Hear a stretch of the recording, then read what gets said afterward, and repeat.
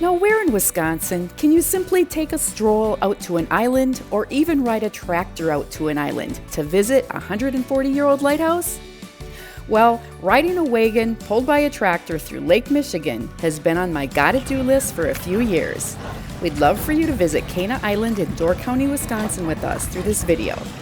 On the island, we'll visit the 140-year-old lighthouse and see what life was like on Cana Island. Hey everybody, we're the Whiska Wheeler YouTube channel. Join us and we hope to inspire you to make your time with us in Wisconsin the best day in Wisconsin. Be sure to hit the subscribe button below so you don't miss out on our next adventure. You'll find Cana Island on the Lake Michigan side of the peninsula, located near Bailey's Harbor. The water is almost always low enough that a small causeway emerges, creating a land-type bridge between Cana Island and the mainland. For those that want, there's a tractor that will ferry you over. It seems to run back and forth continually, so there never seemed to be a very long wait for a ride. It's a beautiful drive to get there along the Lake Michigan side of the peninsula, past Bailey's Harbor to Cana Island. It's almost across the peninsula from Peninsula State Park. Once you arrive to the parking lot located in the mainland, walk right on over and hop on your tractor to the island. We happened to ride over and we walked on the way back. You'll see the easy walk back in an upcoming part of the video.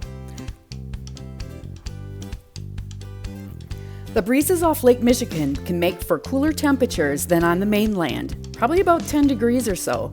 So be sure to take that into consideration. Some people may want a warmer clothing, and some simply come to enjoy the cool weather and escape the heat.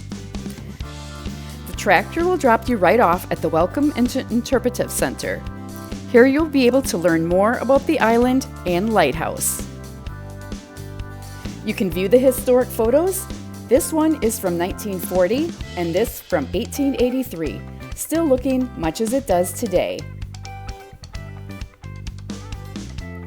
There's also public restrooms at the Welcome Center as well as a museum gift shop, so you can pick up those souvenirs of Cana Island before you head back home. Have a good day. Hi folks, welcome to Cana Island.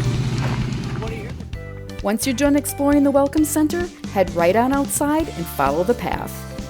The Lighthouse buildings and grounds have been maintained by the Door County Maritime Museum for over 40 years. You'll be greeted by guides with a wealth of information, and they can answer just about any question that you can imagine.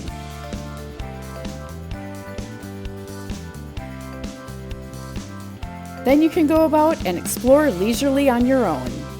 Cana Island is home to the Cana Island Lighthouse, which was built in 1869 and automated in 1944. It continues to be an active navigational aid and also one of Door County's most recognized landmarks.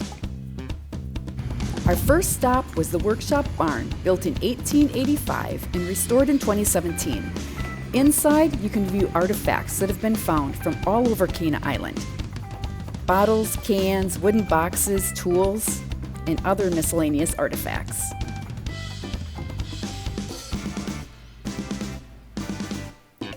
Near the Workshop Barn building are some remains of the M.J. Bartlemay, a coal and grain freighter from Milwaukee that met its demise in a storm in October of 1928.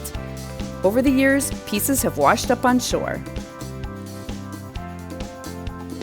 This outhouse was constructed in 1906.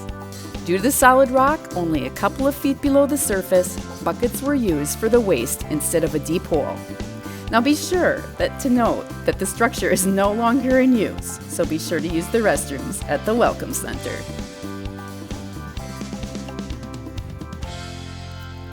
The hexagonal-shaped oil house was constructed in 1890 using stone found on the island. It was used to store the mineral oil and kerosene, both of which were highly flammable and too dangerous to be kept in the lighthouse keeper's quarters.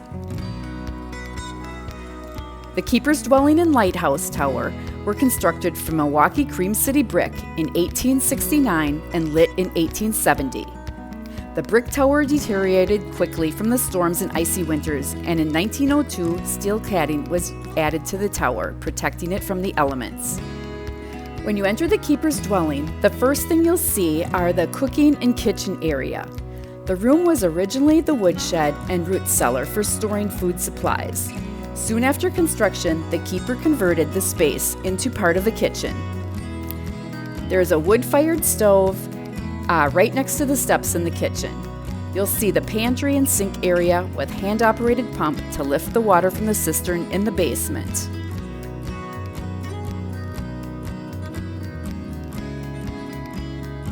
The annual food allowance was posted on the wall.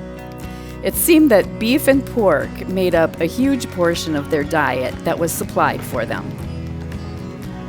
The room at the top of the stairs was originally the kitchen and later became the dining room. The closet in this room was originally the pantry. The keeper's parlor or living room would be furnished with his personal furnishings. The coal stove was provided to heat the room. The next room was the keeper's bedroom. The wallpaper that you see on the wall was put there in 1946.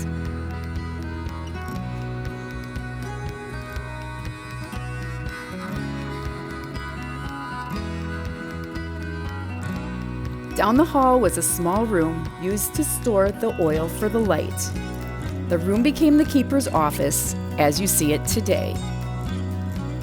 Before 1889, the first lighthouse keeper's assistants were spouses or family members. With the hiring of the first non-family assistant, the second story was converted into the assistant keeper's quarters. When the assistant family was present, this room at the top of the stairs would have been provided as their parlor and furnished with their own furniture. This room was designed to be the assistant keeper's family kitchen and dining room. Water came from the sink from the cistern in the basement that was fed from the gutters. Here is the assistant keeper's bedroom. Basic furniture would have been provided for single men. Men with families would bring their own furniture. Designated as a bonus room, this could have been used as a child's bedroom, office, or just storage.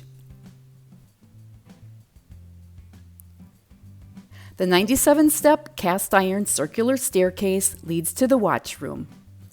There are times when it's open and travelers can take the 97 steps up to the gallery deck and see the panoramic views of the lake and peninsula. The seawall encircles the east end of the island and was built by lighthouse keeper Oscar R. Knudsen and his assistant. The wall was started in April 1919 and took 2 years to complete.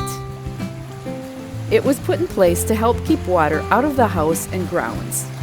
This wall was stout enough to deflect all but the largest waves, which came ashore during storms.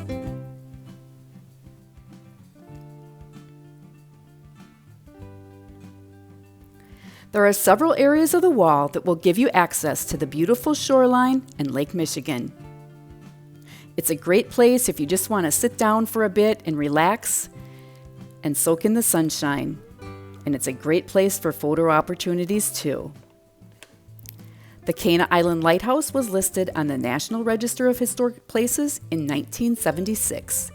This 8.7-acre island has been part of the Lake Michigan nautical history, and the beacon has provided mariners past the rugged shoreline and treacherous reef for over 150 years.